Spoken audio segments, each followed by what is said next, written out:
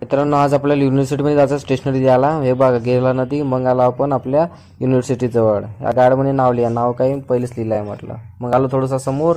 हे बघा युनिव्हर्सिटीचा नजारा. हिरवच हिरवं सर्वीकडे. उन्हाळा आहे तरी पण किती मस्त ठेवला आहे त्यांनी बघा. आहे पार्किंगची सुविधा, वसतिगृहाची सुविधा सर्वच आहे. मग काय, आलो इकडे. आपली सुंदरी पार्क केली आणि बघा लोक कसे बसून आहे सावलीमध्ये मस्त. हे कॉन्टिनेंटल हॉल, इथेच आपल्याला काम होतं थोडंसं. मग काम संपवून टाकलं.